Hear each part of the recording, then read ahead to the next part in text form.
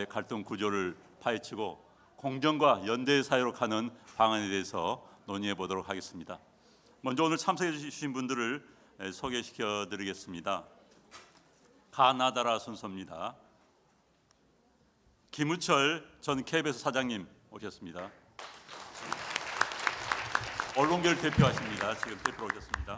다음 박선영 동국대 경제학과 교수님, 윤평중 한신대학교 명예교수님, 황정근 변호사이시자 현재 국회 도서관장님이십니다. 자, 네 분께도 제가 앞서와 똑같은 질문을 던지겠습니다. 우리 김유혁 전 동대 총장님께서 발제를 주셨는데 그 발제에 대한 여러분들의 소감과 함께 한국 사회의 현상에 대한 생각을 좀 말씀해 주시면 감사하겠습니다. 먼저 윤평준 교수님께서 해주시면 어떨까요? 가나다라 순서대로 하시지 않습니까? 네, 자, 제가 좀 이번에는 주도권을 좀 행사하도록 하겠습니다. 네. 사회자가 이렇게 절대 권력을 행사하는 게 바람직한 심포지엄의 모습입니다. 김유혁 총장님의 저는 기조 발제를 굉장히 의미 있게 들었는데요. 그 이유의 핵심은 이런 것입니다. 그러니까 화쟁 사상 그러면 상당히 막연하게 들릴 수 있는데 김유혁 총장님은 대한민국이라고 하는 민주공화정의 헌정 체제의 어떤 핵심적인 특징을 원효대사의 화쟁 사상하고 직결을 해서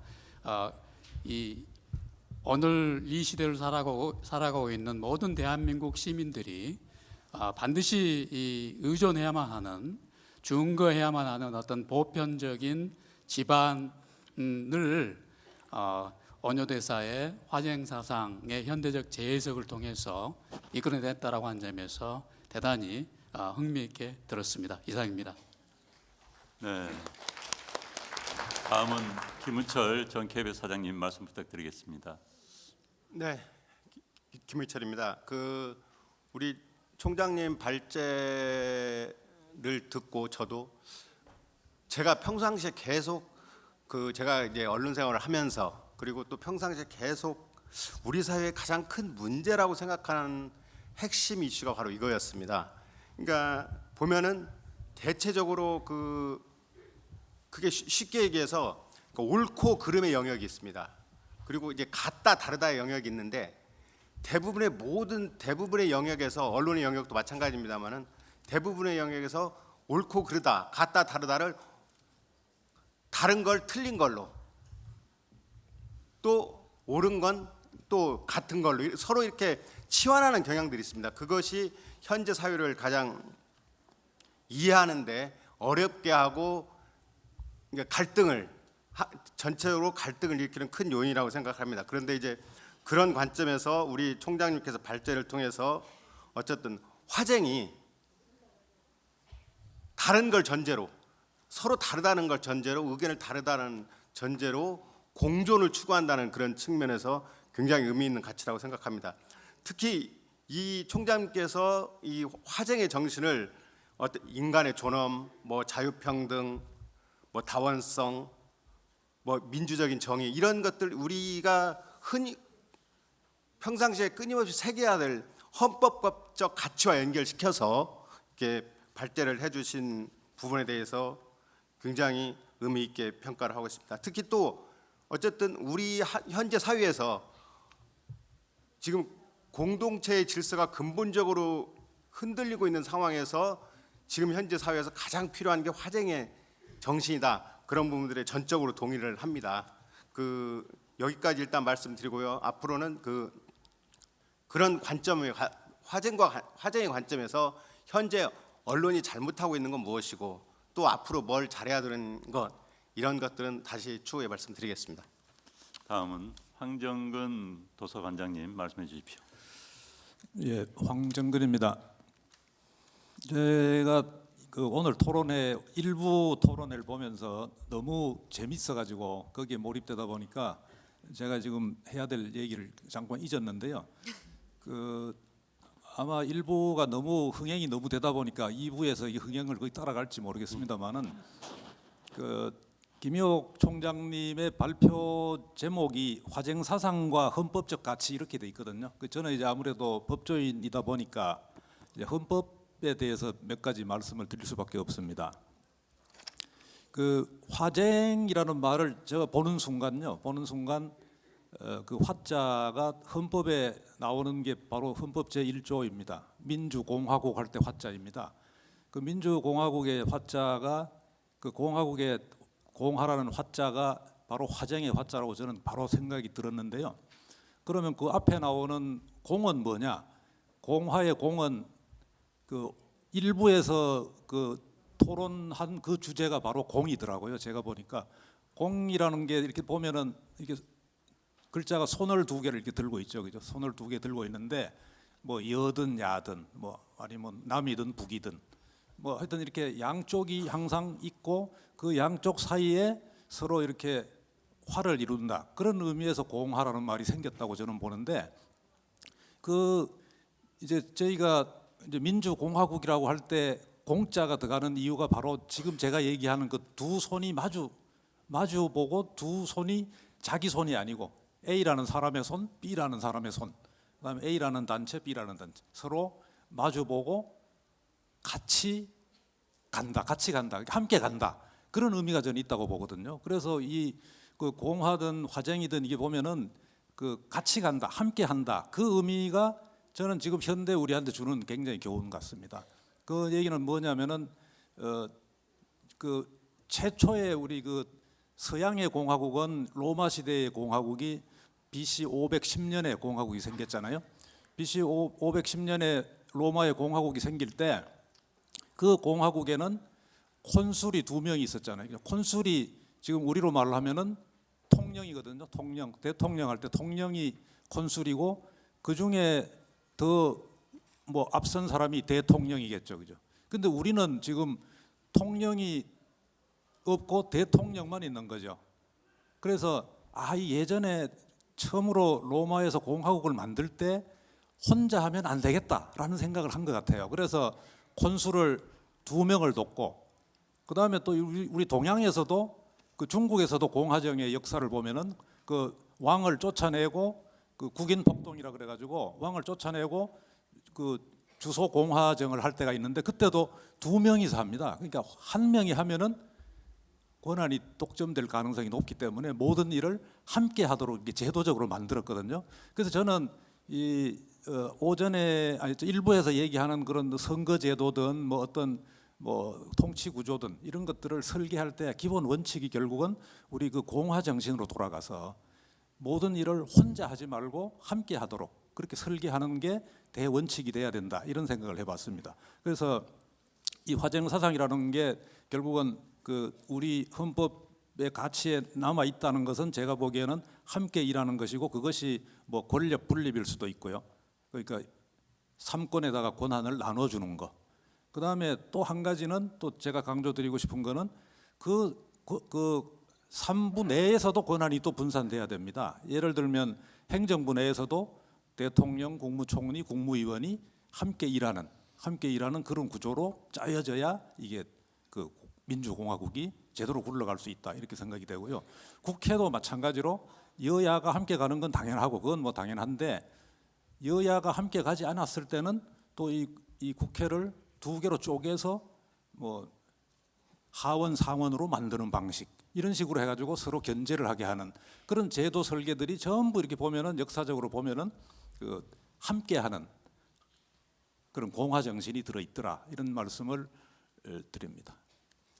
네, 다음 박선영 교수님. 네, 말씀해 주십시오. 네, 먼저 이렇게 뜻깊은 자리 마련해 주신 존경하는 화쟁위원회 모든 분들께 깊이 감사의 말씀드립니다. 우리 김효옥 전 총장님께서 말씀하신 기조 발제에 대해서 깊이 공감하고요. 저는 20여 년간 이제 경제학을 연구한 경제학자의 관점에서 본중적 논의를 몇 가지 드리도록 하겠습니다. 어제와 오늘 한국의 신문에서 가장 크게 뉴스가 된 게 뭔지 아시지요? 그래서 어제는 주가가 7% 떨어졌고요. 오늘은 10% 떨어졌습니다. 그래서 불과 이틀 만에 코스피 지수가 6,000에서 5,100까지 떨어지는, 어떻게 보면 사실 한국의 관심은 미국과 이스라엘의 이란 침공보다는 우리나라 주가 지수가 어떻게 될 것인가에 관한 이슈가 훨씬 많더라고요. 그래서 사실 이러한 대외적으로 불안한 시기이기도 하지만 사실 작년부터 끊임없이 트럼프 정부는 이제 관세 전쟁으로 이제 글로벌 무역을 흔들어 왔고요. 그리고 사실 가장 많이 화두가 되었던 AI 등장으로 이 화이트 칼라뿐만 아니라 블루 칼라의 직종까지 멸종될 수도 있다는, 모두가 되게 굉장히 불안한 위기 의식 속에서 살고 있습니다. 네, 이러한 구조적 위기가 왜 발생했는가를 다시 생각을 해보면 2024년 말에 트럼프 대통령의 당선 자체가 미국 경제의 불평등 속에서 탄생했다는 점을 좀 되짚어 볼 수 있는데요. 이제 30여 년간의 자유무역의 결과 미국 전체적으로는 총량적 이익을 봤지만 이제 제조업 지역의 블루칼라 워커들은 굉장히 많은 손해와 실직, 그리고 실질 소득의 정체가 있었습니다. 이러한 경제적 불평등이 어떻게 보면 트럼프의 탄생을 만들어놨다고 볼 수 있는데요. 이러한 트럼프 정부가 만들어 놓은 해법 자체가 관세 전쟁 그리고 군사적 행동입니다. 이는 정확히 화쟁의 반대편에 있는 접근인데요. 이 대화와 타협이 아니라 일방적인 압력과 배제로서 세계 질서의 공존과 질서를 해치고 있다는 점에서 과연 이 미국과 같이 대응할 수 없는 한국은 그럼 어떻게 해야 되는가, 굉장히 많은 시사점을 주고 있는 것 같습니다. 그럼 우리가 한국 사회를 잠깐 살펴보겠습니다. 사실 여기 계신 분들은 안 그러시겠지만 우리 대화의 굉장히 많은 부분은 뭐 부동산 가격, 집 가격, 주식 가격에 집중되어 있습니다. 그래서 또 이는 우리나라에서 근로소득만으로는 이 자산 형성이 굉장히 어렵고 또 은퇴까지 노후 자금을 마련하는 것이 굉장히 불안정한 각자 도생의 사회 속에서 우리가 어떻게 짧은 노동 시간 속에서 이 많은 자산을 형성해야 되는가가 우리 모두의 관심 속에 있다는 점이고, 곧 뭐 저성장이 닥쳐온다, 뭐 AI가 직업을 다 없앤다라는 측면에서 우리 모두의 관심사가 어떻게 보면 경제적인 투자에 집중되어 있는 것이 개인적으로 굉장히 아쉽고, 그런 측면이 사회적 갈등을 부추기고 있다고 생각을 합니다. 여기서 한국 경제가 처한 세 가지 문제점만 아주 간단히 말씀을 드리면, 소득 분배 차원에서 상위 10%의 소득이 하위 10%의 소득의 6.5배입니다. 사실 우리나라는 소득 불평등보다 자산 불평등이 훨씬 높은 나라인데요. 상위 10%의 자산 점유율이 50%예요. 근데 반면 하위 10%의 자산 점유율은 0%입니다. 그러니까 사실 상위 10%가 우리나라 자산의 대부분을 점유하고 있다는 점에서 더 큰 문제는 이 부가 세습된다는 차원인데요. 이는 왜냐하면 부모의 자산이 이제 사교육 투자로 연결되고, 이제 사교육 투자가 이제 학벌이 다시 직업으로 연결되고, 이 직업이 결혼과 또 다시 뭐 출산, 뭐 부동산 취득으로 모든 연결되는 구조가 부모에 의존되는 구조로 전환되었기 때문입니다. 사실 이러한 추세가 조금만 더 진행되면 미국과 같은 트럼프 당선이 멀지 않은 일이라고 생각이 됩니다. 두 번째로는 이 인구 절벽 문제인데요. 2040년에 한국 경제가 성장은 0%, 제로 성장은 확실시됩니다. 이거는 추정이 아니라 인구가 감소하기 때문에 한국은행에서 추정한 한국은행의 경제 성장률은 0%입니다.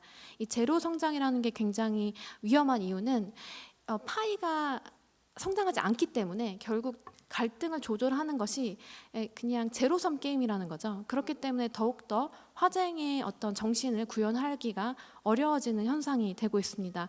몇 가지 통계를 보면 20대 미혼율이 96%입니다. 20대 친구들은 지금 그냥 취업 쓴 인구가 역대 최저이고, 다 일자리가 없기 때문에 결혼은 아예 생각을 못할 뿐더러 30대도 과반인 53%가 미혼입니다. 이런 사실 제로 성장 속에서 청년들에게 기회의 문이 닫혀 있는 현실 속에서 우리가 어떻게 공존을 논의할 수 있는지 한번 생각해 볼 필요가 있습니다. 그래서 마지막으로 우리 한국 경제가 처한 마지막 문제는 우리가 구조 개혁을 진행할 시간이 10년도 채 남지 않았다는 겁니다. 그러니까 2차 베이비 부머라고 하는 1964년에서 1974년생 954만 명인데요. 이분들이 법정 그 은퇴 연령인 60세에 이르는 2034년 이후에는 한국 사회의 부양 비용이 급격하게 증가하게 됩니다. 그러니까 사실상 우리나라가 이 2차 베이비 부머들께서 노동시장에 계실 때 어떠한 구조 개혁을 하지 않으면 이제 우리는 영영 그러한 기회가 없다는 점이 굉장히 좀 아쉽습니다.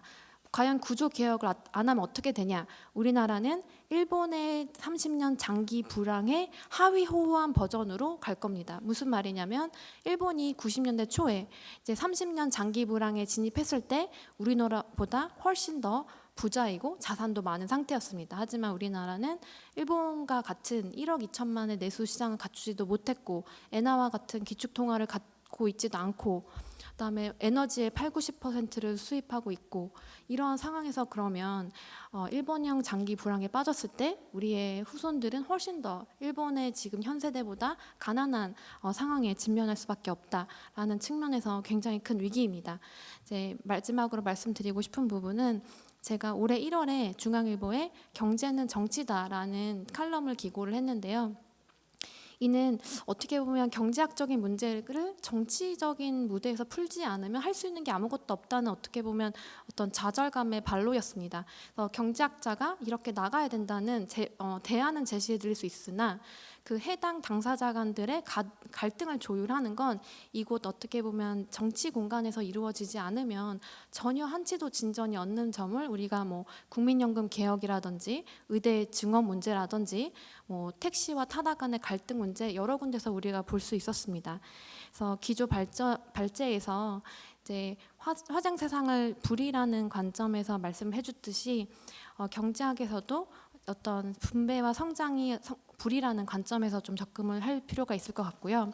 또 마지막으로 드리고 싶은 말씀은 이 자본주의적인 이해 계산을 뛰어넘는 어떤 정신적인 리더십과 가치가 없으면 사실상 저는 이러한 갈등을 화쟁 사상으로 통합하는 것은 거의 불가능하다는 측면이 더욱더 들었습니다. 따라서 우리 화쟁위원회가 추구하는 통합의 정신이 그 역할을 해주셔야 하고 그러한 점에서 이 토론이 굉장히 귀중한 출발점이 되리라는 점 말씀드리면서 제 토론을 마치겠습니다. 네, 박선영 교수님께서 발제에 대한 의견과 함께 본인의 발제 또 의견을 말씀을 해주셨습니다. 사실 이제 앞선 세 분은 김유옥 전 동국대 총장님의 발제문에 대한 평과 의견을 말씀해 주셨는데 이제 본격적으로 세 분께서도 본인들이 생각하는 한국 사회 갈등 구조의 문제점, 원인, 현상에 대해서 말씀해 주시면 감사하겠습니다. 이번 순서를 황정근 변호사님부터 이렇게 오른쪽으로 왼쪽에서 오른쪽으로 가도록 하겠습니다.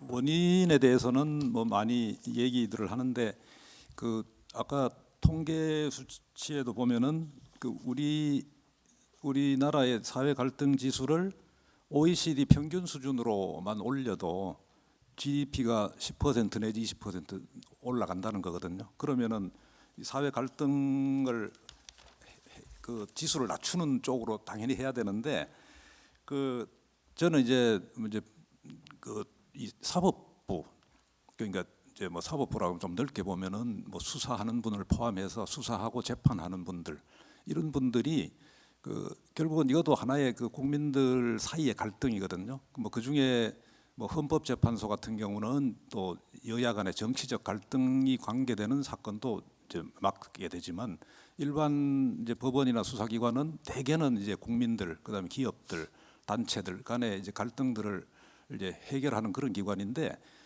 그 갈등 해결하는 역량에 대해서 아까 그 김유옥 총장님이 말씀을 하셨는데 그런 기관들의 역량을 어떻게 올리느냐 그것도 굉장히 중요하고 그다음에 그 중에서 역량은 뭐 제가 보기에는 뭐 다른 나라에 비해서 우리가 떨어지지 않는다고 보는데 약간 좀 그 한 두 가지 정도 지적한다면은 속도가 좀 늦은 경우가 있다. 빠른 경우는 뭐 물론 대부분은 빠른데 아주 첨예하게 대립되는 그 갈등과 관계되는 사건을 해결할 때는 속도가 자꾸 떨어지기 시작해서 뭐 몇 년씩 가기도 하고요.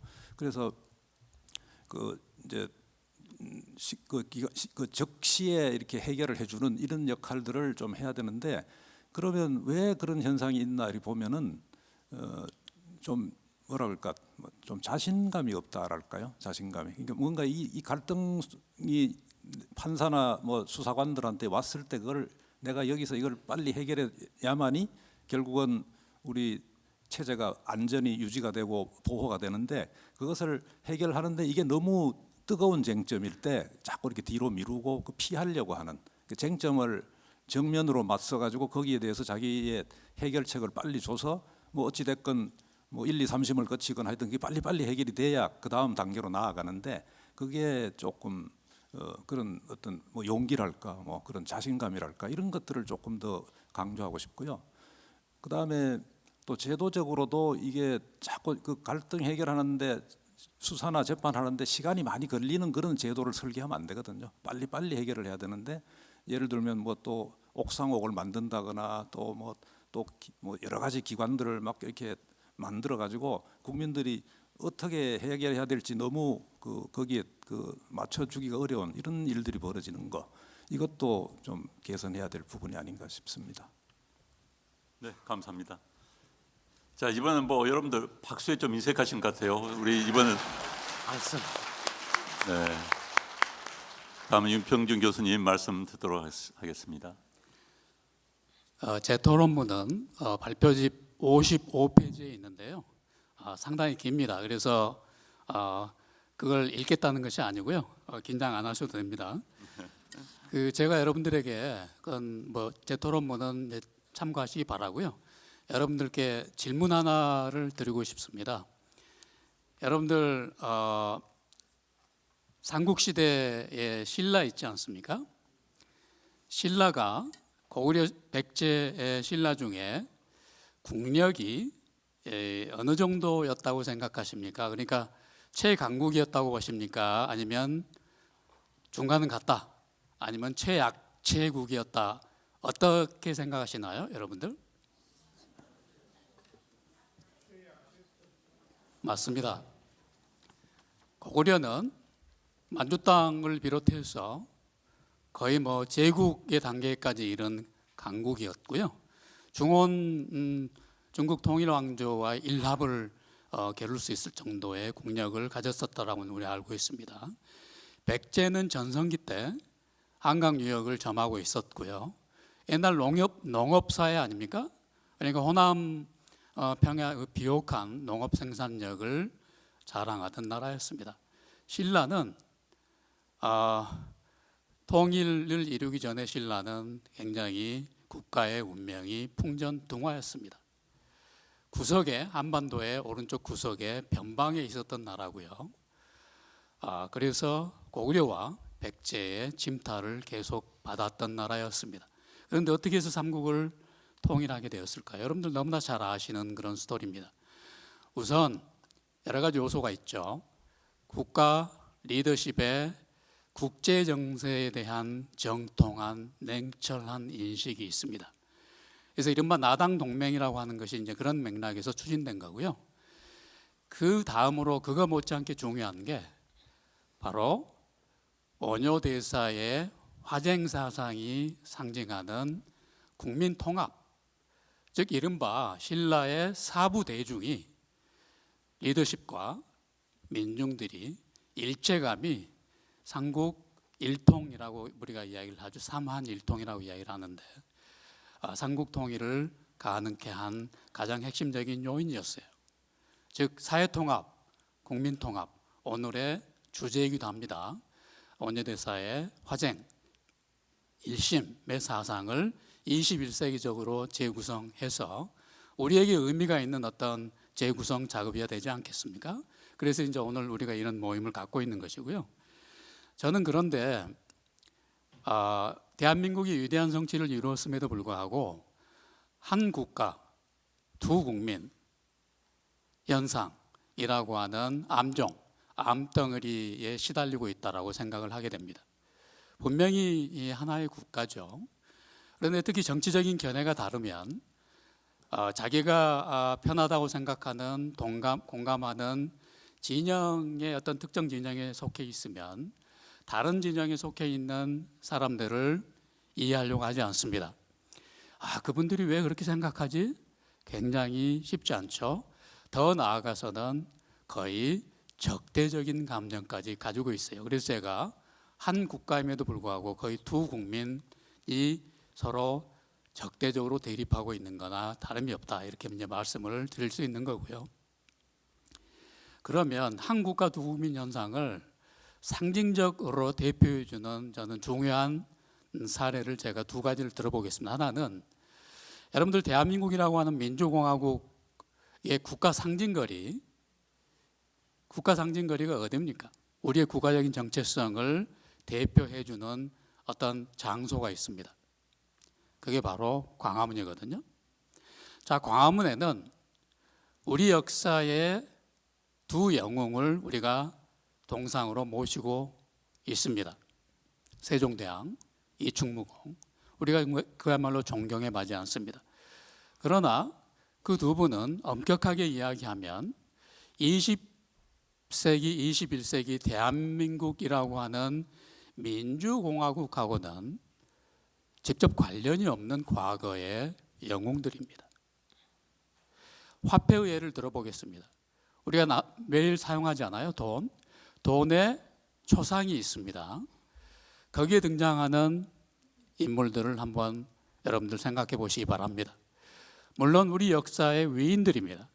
그러나 그분들은 조선 왕조의 중요한 사대부들이죠. 선비들이죠.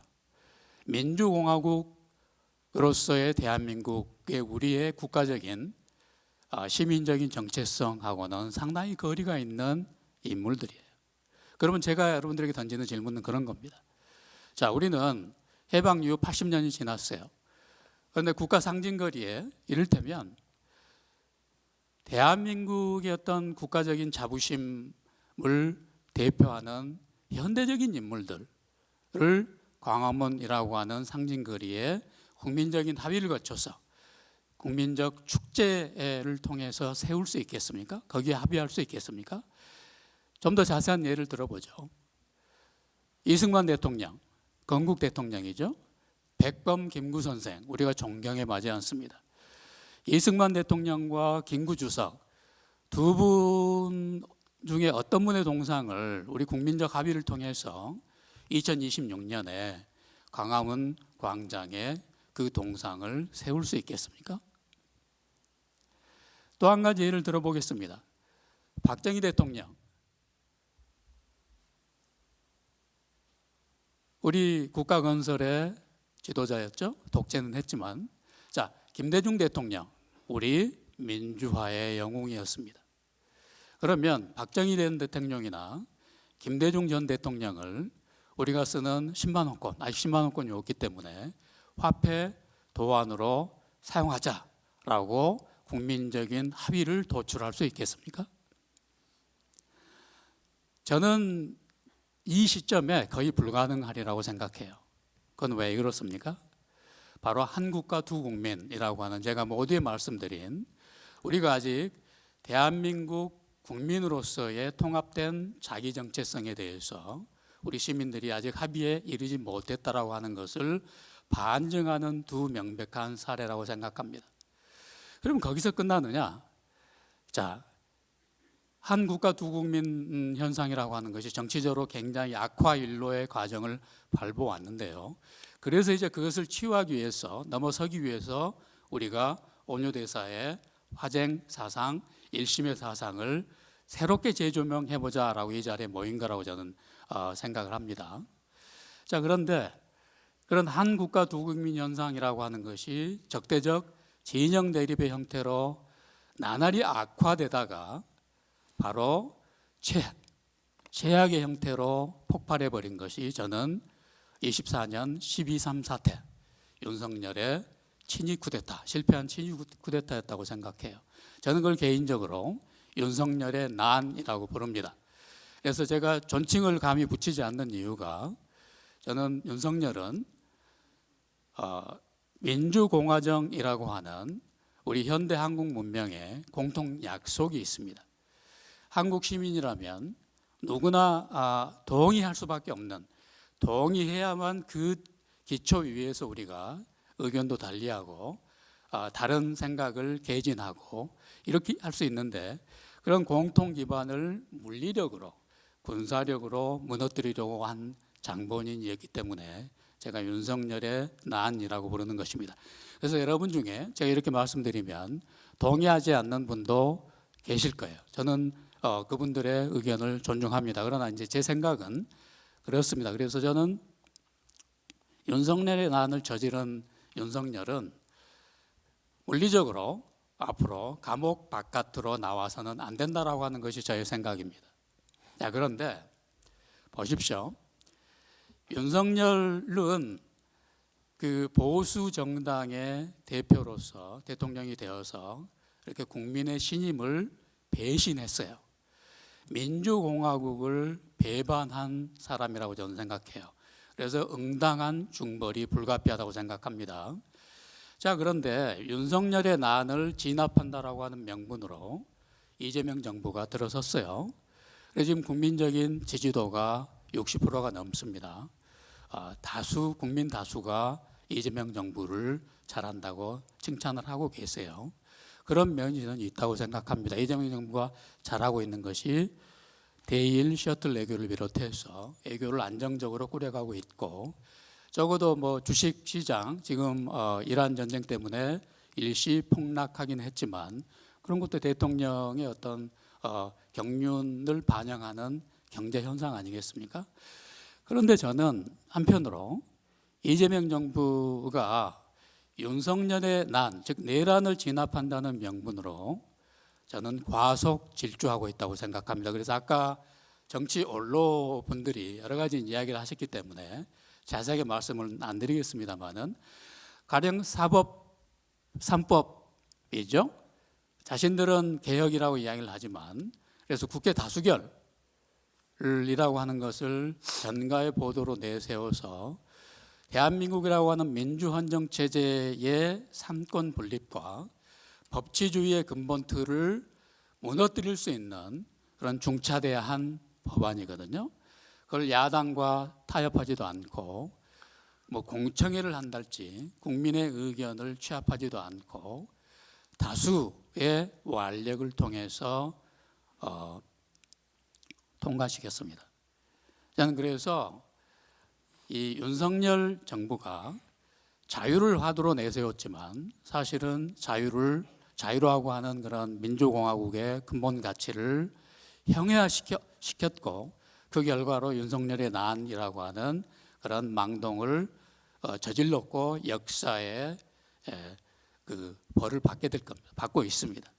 반면에 그런 내란을 진압한다는 명분으로 국민 다수의 지지를 내세워서 또 국회 다수결을 내세워서, 그러니까 민주라고 하는 그런 현대 정치 철학의 근본 가치를 다수결이라고 하는 걸로 극도로 외소화시켜서, 즉 다수결 장치를 남용해서 한국 민주주의의 기본 틀을 무너뜨리려고 하는, 그래서 제 표현을 빌리면 연성 독재의 문지방을 막 넘어가려고 하고 있습니다.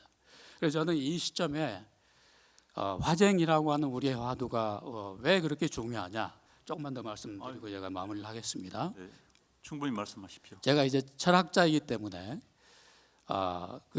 제 토론문은 좋은 나라에 대한 성찰이라고 하는 제목을 달고 있는데요. 좋은 나라라고 하는 것은 이제 그 한자 용어를 쓰면 이상 국가가 되겠죠. 철학자들은 수천 년 동안 이상 국가에 대한 탐색을 계속해 왔습니다. 동서 철학자들 다 대동소이합니다. 그런데 이제 제 관점에서 좋은 나라의 어떤 화두는 그 세 가지의 철학적 화두가 있습니다. 그걸 저는 삼각형으로 표현을 하고 싶은데요. 여러분들 보시기에 이 오른쪽에 있는 게 자유라고 하는 화두입니다. 삼각형의 이 한쪽 변을 차지하고 있죠. 또 하나의 정치 철학적인 화두는 민주입니다. 자, 그러면 자유와 민주라고는 하두는 삼각형의 바탕에 있죠. 그러면 삼각형의 꼭지점에는 어떠한 정치 철학적인 화두가 있냐면 바로 공화입니다. 아닌 게 아니라 우리나라 대한민국 헌법은 1조 1항에서 대한민국은 민주공화국이다라고 선포하고 있습니다. 또 우리 헌법 조항에 대한민국은 자유민주적 기본 질서를 지향한다라고 선포하고 있어요. 그래서 제가 말씀드린 것처럼 그런 삼각형 꼭지점들이 있지 않습니까? 자유, 민주, 공화라고 하는 이런 세 가지가 상호 보완하면서 철학적으로 좋은 나라를 구성하는 것입니다. 그런데 윤석열을 이슈로 한 한국의 보수 정당들은 자유를 내세웠지만 자유를 하도로 내세웠지만 자유를 극도로 왜곡했어요. 윤석열이 그 최악의 케이스라고 제가 말씀드렸어요. 한국의 진보 정당들은 민주를 화두로 내세웠어요. 그래서 한국의 진보 정당들은 대개 민주라고 하는 이름을 달고 있지 않습니까? 그런데 그 민주를 제가 아까 말씀드린 것처럼 다수결이라고 하는 극히 그 왜소화된 것으로 이렇게 좁혀서 다시 또 왜곡하고 있는 것입니다. 그래서 자유라고 하는 하두도 특정 정당이 왜곡하고 있고 변질시키고 있고, 민주라고 하는 하두도 지금 현재 진행형으로 변질시키고 있는 것입니다. 그래서 바로 이 지점에서 공화라고 하는 자유의 부족한 부분도 공화로 보완하고, 민주라고 하는 것은 다수결로 왜소화될 수 없는 것입니다. 그래서 공화라고 하는 정치 철학적인 화두는 삼권 분립, 권력의 견제와 균형, 그 다음에 만인이 법 앞에 평등하다라고 하는 의미에서 법의 지배, 그 다음에 바로 우리 모두가 성숙한 시민으로서 이 대한민국 헌정체제에 자발적으로 헌신하고 충성하는 공심, 공공의식을 갖는 것, 이런 것들이 이제 결합해가지고 성숙한 공화정을 만드는 것이고요. 그래서 이제 그런 관점에서 보면 우리가 이 오뇨 대사의 화쟁이라고 하는 사상도 정치 철학적으로 이렇게 조명을 해보면 공화라고 하는 자유와 민주를 견인할 수 있는 좀 더 고차적인 그런 철학적 화두와 연계를 시킬 수 있다라고 하는 것이 저의 생각이고요. 바로 그 지점에서 오뇨의 화쟁, 그다음에 일심 사상의 현대적인 의미가 높이 평가받을 수 있다라고 하는 것이 저의 생각입니다. 네, 감사합니다. 네, 화쟁 사상과 공화를 연결시켜서 설명해 주셨습니다. 다음 김민철 전 KBS 사장님 말씀해 주십시오. 네, 지금 사유자의 이번 질문은 한국 사회 갈등 관련해서 이렇게까지 된 이유 그리고 원인 이런 거에 대한 그것도 좋고요. 또 답변이 준비하신 말씀을 해주셔도 있기 때문에 괜찮겠습니다. 네. 거기에 충실해서 답변을 하겠습니다. 제가 너무 독재하는 거 아닙니다. 편하게 해주십시오. 동국대 바로 옆에 계신 박선영 교수님의 토론을 들으면서 참 너무 사실은 가슴에 와닿는 말들이었습니다. 뭐 소득 불평등이라든지 뭐 인구 절벽 등등등 이런 이슈들이 어쩌면은 지금까지 우리가 현재 지금 논의하고 있는 한국 갈등의 저변에 지금 있는 겁니다. 그것에서 토대로 해서 이제 여러 가지 갈등들이 일어나는데, 사실 아까 기라성 같은 우리 정치인들 계셨지 않았습니까? 정치인들께서 말씀하실 때 한편으로 솔직히 좀 답답함을 느꼈습니다. 왜 정치인들의 언어는 수십 년 동안 똑같은가? 오히려 정치인들이 지금 아까 박선영 교수님이 말씀하신 그 내용을 토대로 해서 치열하게 우리가 이런 갈등이 있는데 어떻게 조정할 것인지, 뭐 어떤 해법이 필요한지 이런 부분들을 집중적으로 토론하고 그랬어야 되는데 언어가 같습니다. 그러니까 지금 한국 사회가 너무 잘 아시지 않습니까? 뭐 식민지, 분단, 전쟁, 산업화, 민주화, 굉장히 그런 속에서도 굉장히 한국 사람들이 뛰어난 민족성인지 열심히 해서 그런지 모르지만 그걸 토대로 해서 화합과 번영, 세계 지금 유수의 국가가 돼 있단 말입니다. 그 유수의 국가가 돼 있지만 또 그런 압축 성장의 뒷그늘이 또 있다고 너무 잘 알지 않습니까? 이 박 교수님께서 말씀하신.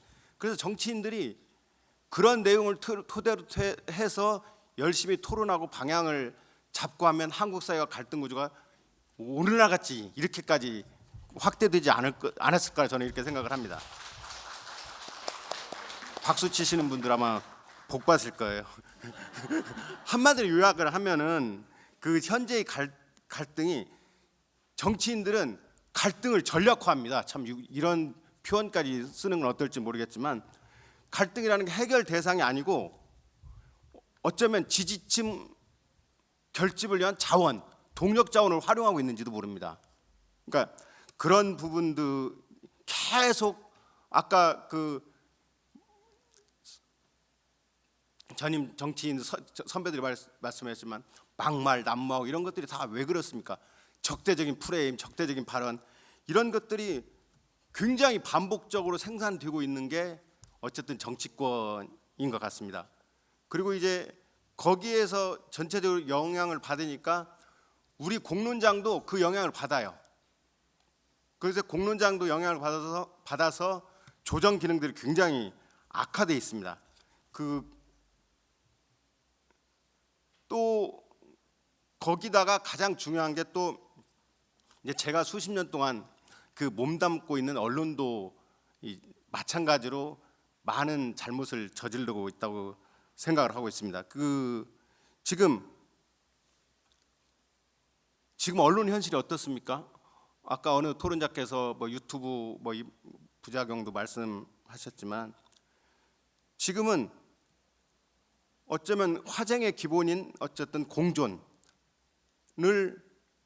그런 가치를 확산시켜야 될 언론들이 오히려 지금 그런 갈등을 설명하지 않고 오히려 확산시키는 이른바 갈등의 조정자가 아니라 갈등의 스피커 역할을 하고 있는지도 모릅니다. 지금 현재 언론들이 그런 부분에 대해서 스스로 이제 제가 몸담 왔으니까 그 부분에 대한 성찰과 반성을 하겠습니다.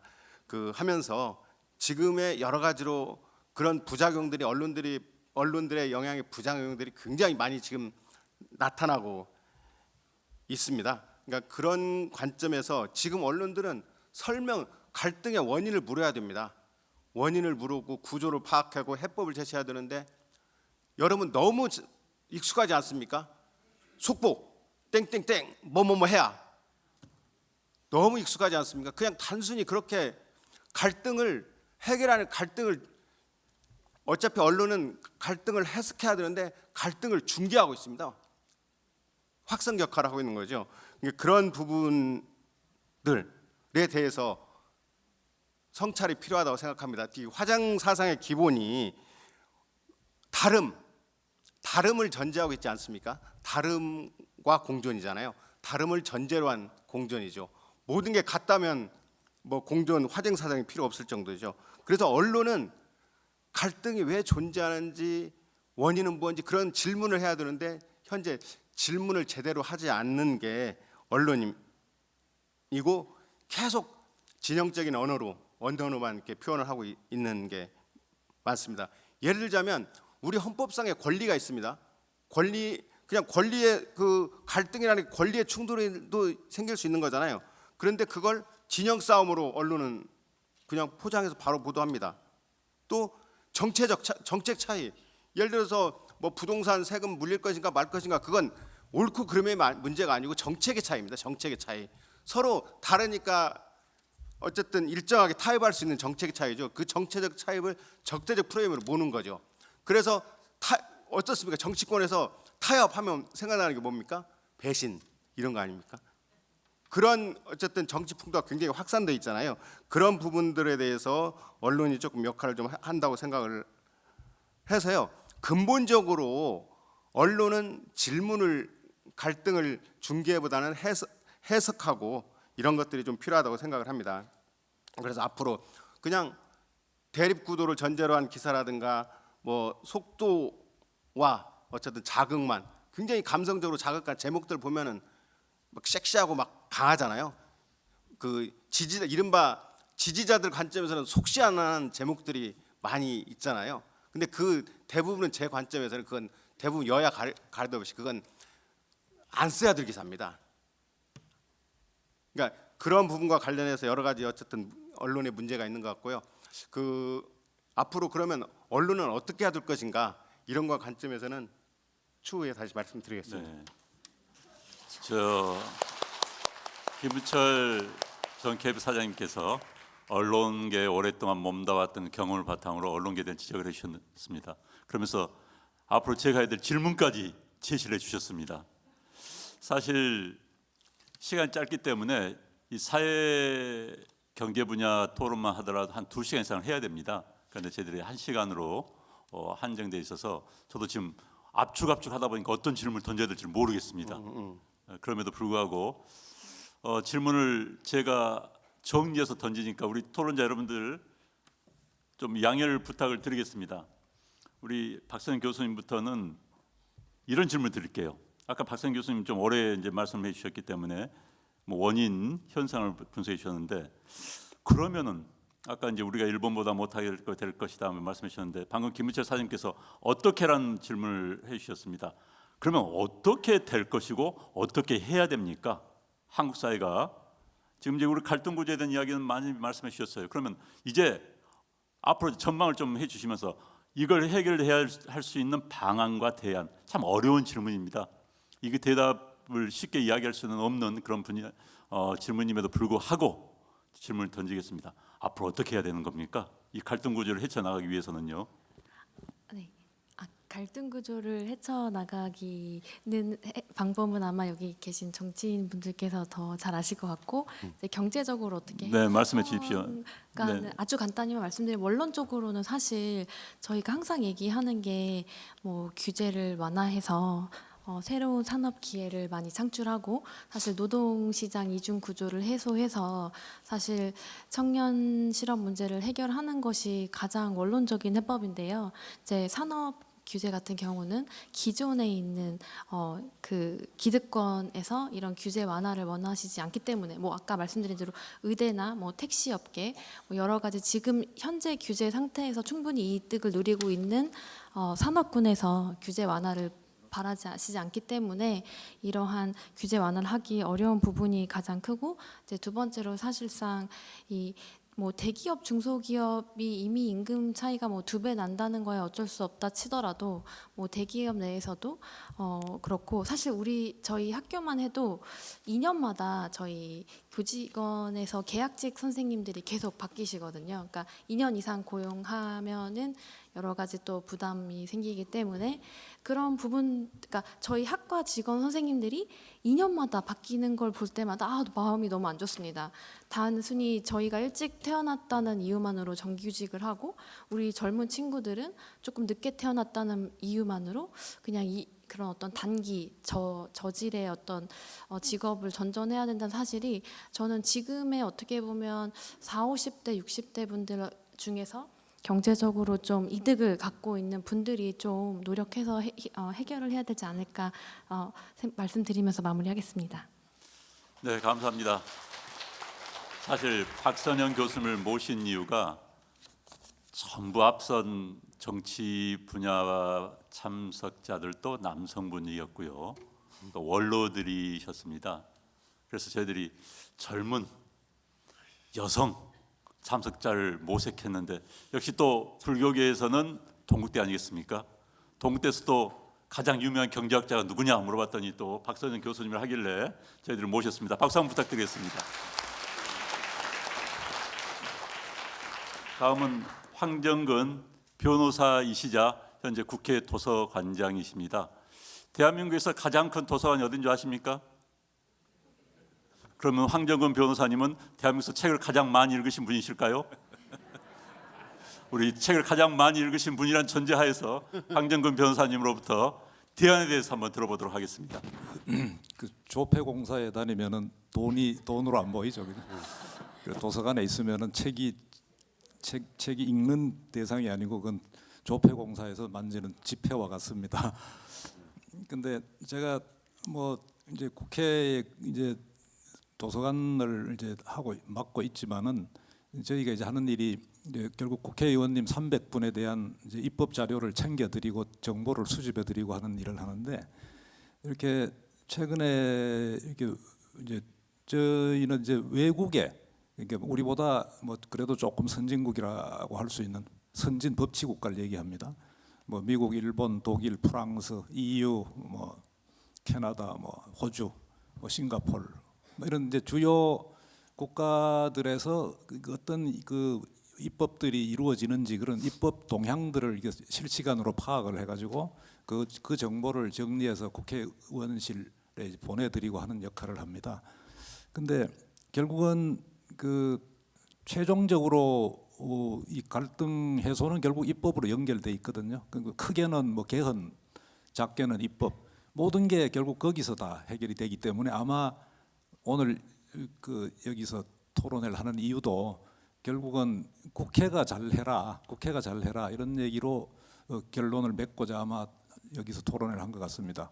근데 제가 한마디만 말씀을 드리면은 그 대부분의 그 입법들은 뭐 이렇게 순조롭게 진행이 되는 것 같고, 우리 대한민국의 입법 수준이 제가 보기에는 아주 세계에서 아주 수준 높은 입법을 하고 있고, 외국에 비해서 굉장히 빠른 속도로 입법이 이루어지고 있습니다. 실제로 근래 예를 들면 AI 기본법이나 이런 것들은 뭐 저희가 유럽연합 다음으로 입법을 했을 정도로 빠르고, 그다음에 뭐 최첨단인 뭐 금융 거래나 뭐 스테이블 코인 이런 것들도 외국에 뒤처지 않고 입법이 되고 있습니다.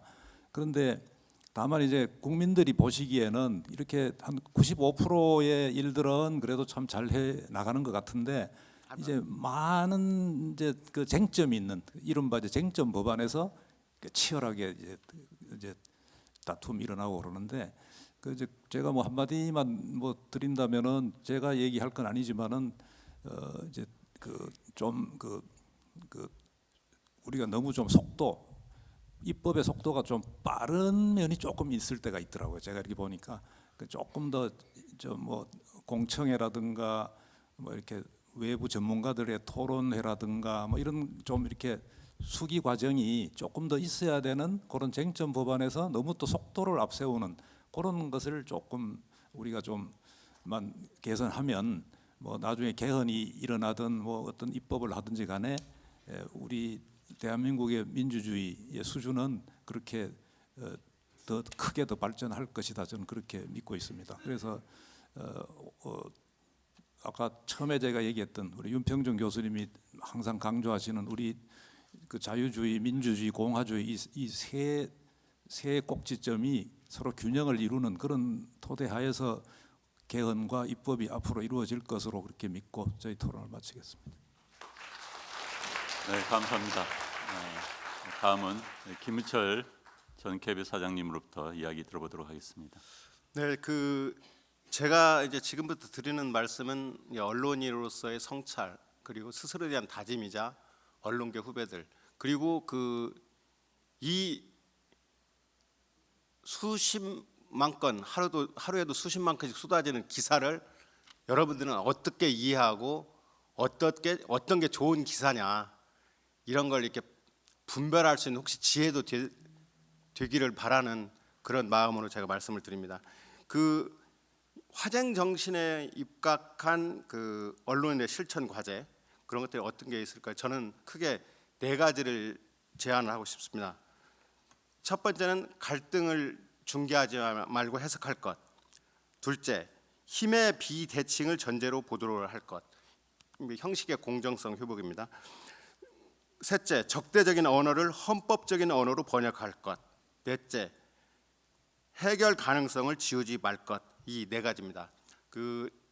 간단히 첫 번째부터 설명을 드리면, 첫 번째, 갈등을 중계하지 말고 해석할 것, 이 부분에 대해서는 제가 앞서서 말씀을 드렸기 때문에 충분히 이해를 했을 거라고 생각하고요. 두 번째, 힘의 비대칭을 전제로 한 보도를 할 것. 화쟁이라는 건 기본적으로 동등한 발언권을 가정하지는 않습니다. 보통 언론 여러분들 많이 들었을 거예요. 언론 정말 참 공정하게 우리 양쪽 입장 균형 있게 공정하게 보도했잖아. 이런 얘기 참 많이 들었을 겁니다. 그러나 그 원효의 화쟁 정신, 제가 뭐 총장님 앞에서 이런 말씀 드리기는 그렇지만 원효의 화쟁 정신 자체는 처음부터 이렇게 동등하고 같은 존재만을 이렇게 상정하지는 않습니다. 처음부터 존재가 다르다는 걸 가정하는 것이죠. 예를 들자면 현실의 갈등이 왜 일어납니까? 원인이, 그러니까 갈등의 당사자들이 어떻습니까? 첫 번째, 발언권이 큰 쪽이 있고 발언권이 또 약한 쪽이 있습니다. 그리고 어떤 여러 가지 다양한 제도에 접근이 가능한 쪽이 있고 접근이 가능하지 않은 쪽도 있습니다. 그리고 손해를 감당할 수 있는 쪽이 있고 또 손해를 감당할 수 없는 또 그런 쪽들, 이런 다양한 사이에서의 갈등이 존재를 한다고 생각합니다.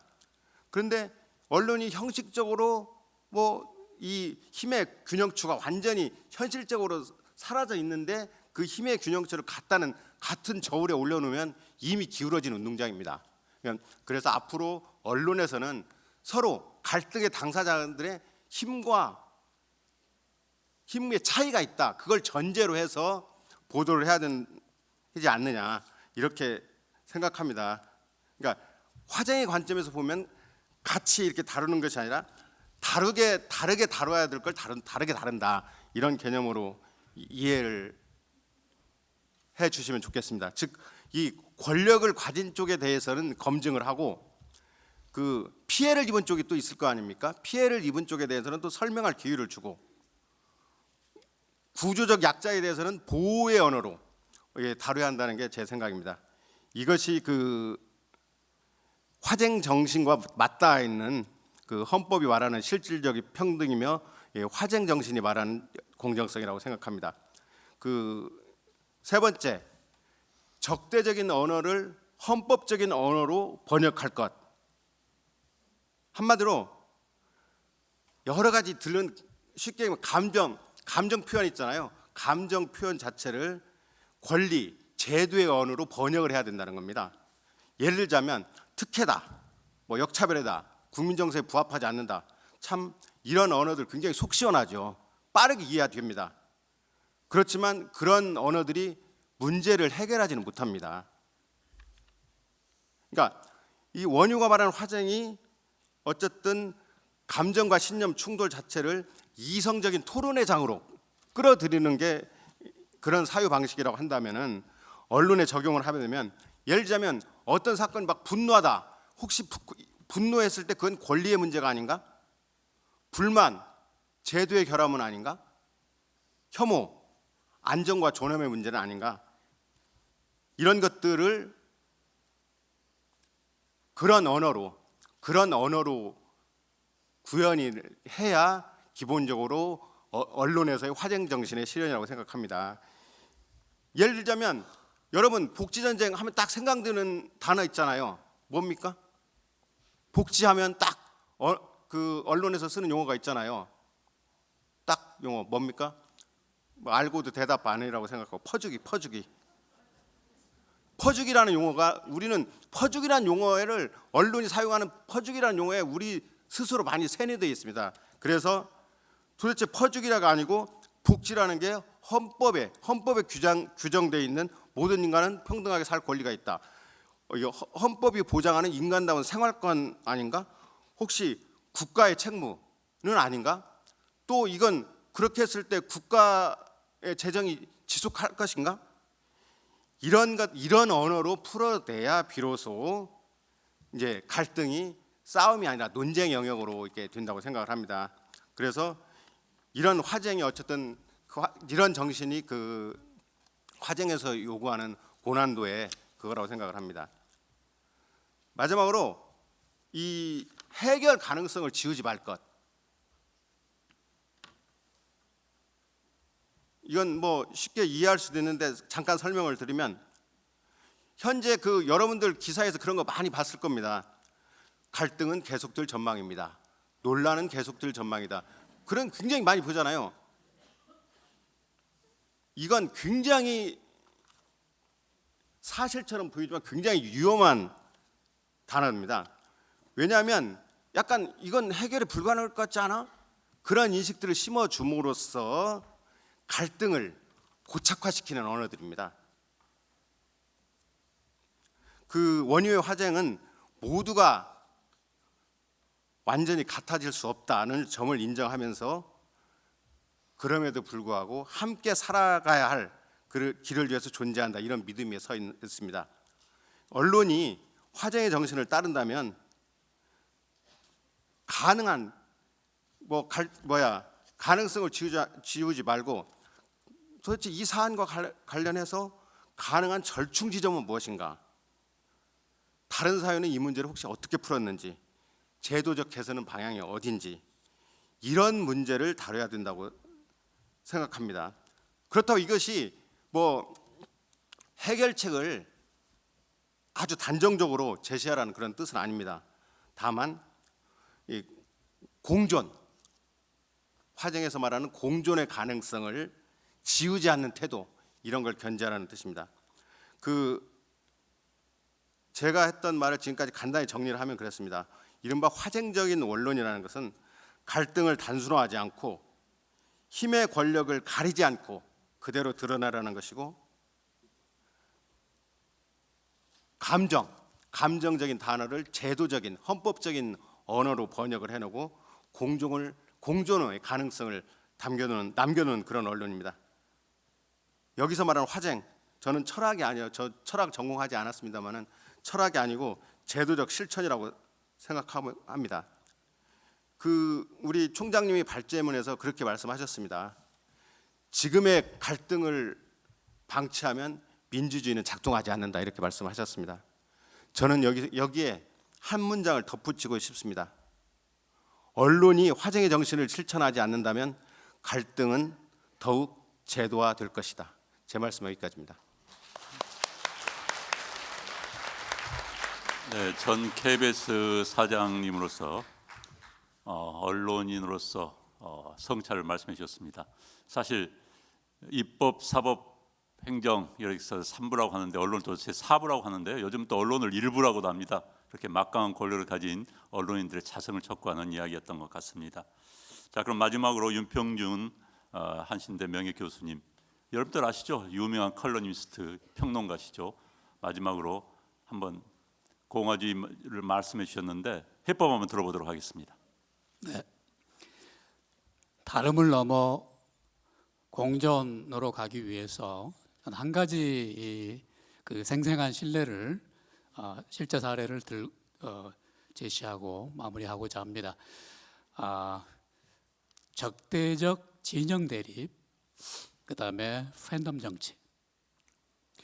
여러분들 아까도 이제 정치 언론들께서 계속 말씀을 하셨지만 이렇게 국가 공동체를 위하는 것이 아니라 특정한 당파, 특정한 지지자들을 위해서만 그렇게 막말을 쏟아놓고 무리를 빚고 소위 우리 보통 시민들보다 훨씬 못한 그런 그 도덕성과 이런 것 등등을 과시하면서도 그런 정치인들이 살아남는 정도가 아니라 승승장구하고 있지 않습니까?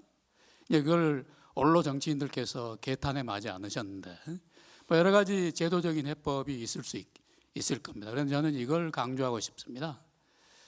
그런 정치인들이 그 승승장구하는 궁극적 원인은 뭐죠? 바로 우리들이 그런 사람들을 찍어주기 때문에 그렇습니다. 우리가 신성한 우리의 주권의 한 부분을 그런 그 바람직하지 못한 전혀 모범이 되지 않는 사람들을 우리의 대표로서 찍고 있는 거 아니겠습니까? 그래서 저는 이 말씀을 자기 성찰의 차원에서도 좀 강조하고 싶습니다. 자, 우리가 특정한 선호를 가질 수 있습니다. 특정 정당을 지지하실 수 있어요. 그건 당연한 거죠, 민주다원사에서. 그러나 그런 경우에도 어떤 특정한 정치 세력이나 정당이나 특정 정치인이 항상 잘할 수는 없는 거거든요. 오류를 범합니다. 무리수를 두기도 해요. 그런 경우에는 자기가 설령 그 정치인을 좋아하고 지지하더라도 여러분들 주권자의 한 사람으로서 그런 경우에는 따끔하게 냉철하게 비판해야 된다고 생각합니다. 당신 잘못 가고 있어. 그 부분은 용납할 수 없어 라고 여러분들 표현을 해야 합니다. 비판을 하셔야 되고요. 그래서 우리가 뭐 특정 지역 출신일 수도 있고 특정 당원 뭐일 수도 있습니다. 그러나 그런 경우에조차도 내가 소속한 지역, 내가 소속된 정치 세력에 대해서 필요하다면 비판적 거리를 둘 수 있는 판단력을 가져야 합니다. 이건 쉽지 않은 일입니다. 그러나 그래서 어떤 대세로 대중들이 때로 이렇게 한쪽으로 몰려갈 때 거기에 대해서 우리가 때로는 냉철하게 생각하고 이건 아니지 라고 할 수 있는 역량이 우리 스스로에게 저는 있다고 생각합니다. 민주시민의 한 사람으로서. 제가 강조하고 싶은 건 이런 것입니다. 당신이 어디 쪽에 서 있더라도 하얀 것은 하얀 것이고요, 검은 것은 검은 것입니다. 그런 경우가, 제가 그래서 아까 윤석열의 나는 잘못된 것입니다. 그거는 당신이 어떠한 정치적인 입장에 서 있다고 하더라도, 당신이 설령 보수 정당의 소속원이라고 하더라도 그거는 민주공화정의 약속을 파기한 것입니다.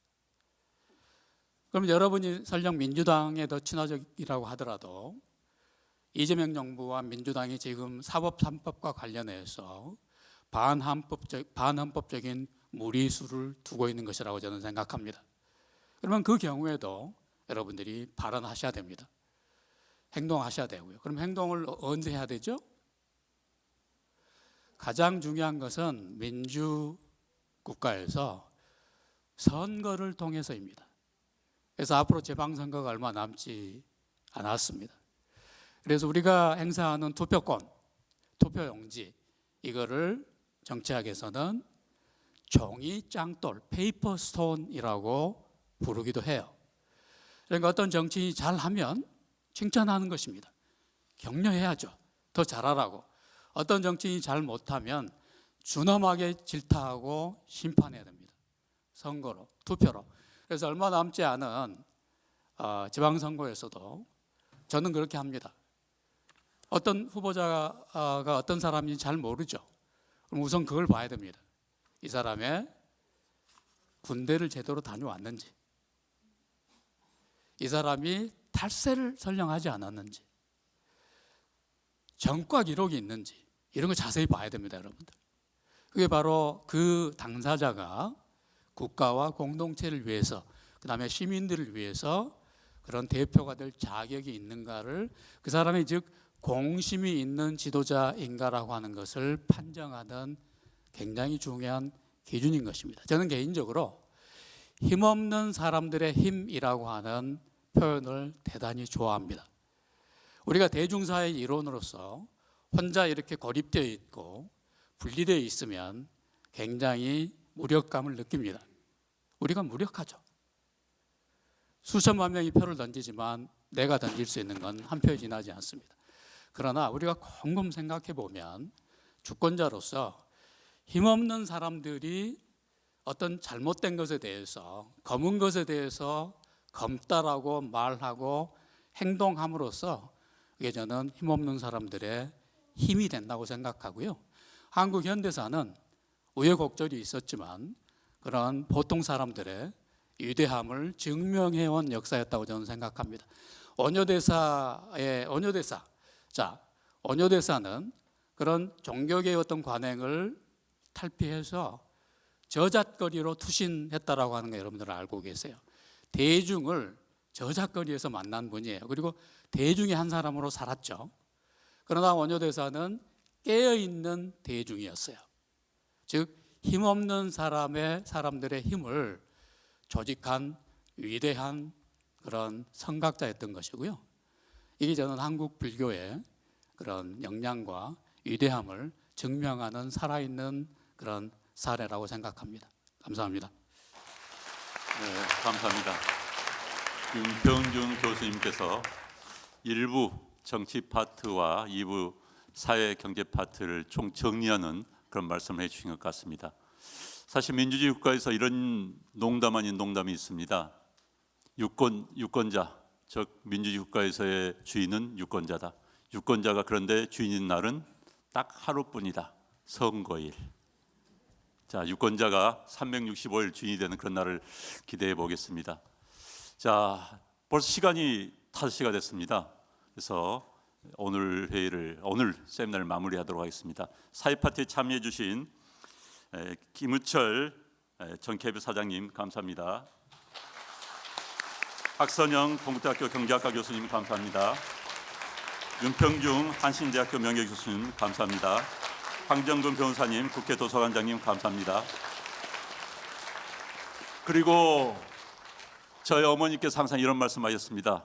제가 공부 안 할 때 엉덩이가 무거워야 출세를 한다. 엉덩이가 무거워야 복 많이 받는다. 자, 엉덩이가 무거우셔서 마지막까지 잘 지켜주신 여러분들 복 많이 받으십시오. 감사합니다. 자, 이것으로 오늘 화쟁 다름 넘어 공존으로 토론을 모두 마치도록 하겠습니다. 여러분들 감사합니다. 네.